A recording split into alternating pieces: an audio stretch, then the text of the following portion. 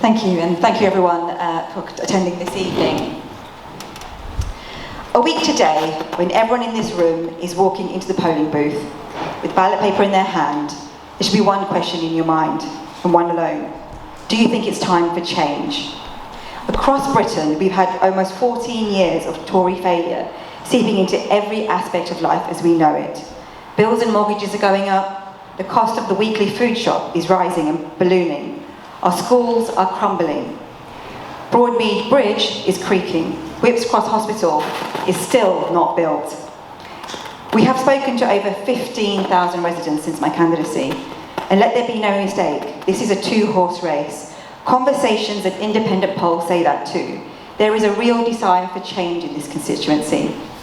Now, Labour has a plan to rebuild Whipps and save our NHS. 13,000 more police officers to keep our streets safe.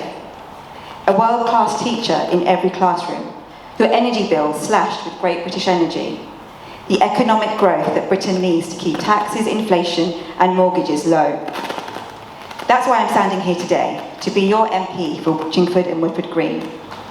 For me, politics was never a career choice. There's been lots said about me, but politics was never a career choice.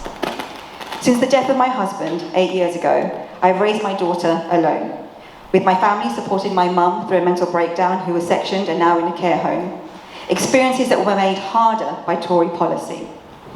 I have seen what Conservative failures mean for families like mine, but instead of sitting on my hands, I stood against it. Now, my story isn't unique. I've been lucky, I've got great friends and family, but I know, speaking to many of you, you've also faced similar challenges. But what gives me hope is the compassion and determination of people like you who simply want to get on and help others. Community isn't just about geography or ideology, it's about the lived experiences we all share. As a senior councillor, I am proud of my record of delivering meaningful change under Tory austerity. Council homes, social homes, medical centres, special needs school, regenerating our high streets, to name but a few. But the focus of this election is not my story. It's not about personalities. And this is what I can promise you if I'm elected next week. That I'll be an MP that stands up for your interest. No amount of noise, graffiti on my office, or abuse on social media will throw me off course.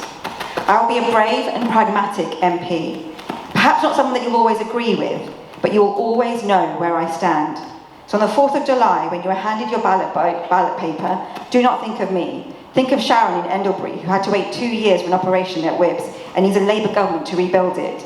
Think of Mr Giorgio in Churchfield, who's looking after his wife of 60 years who has advanced dementia and needs a national government to create a care service. So on the 4th of July, vote Labour.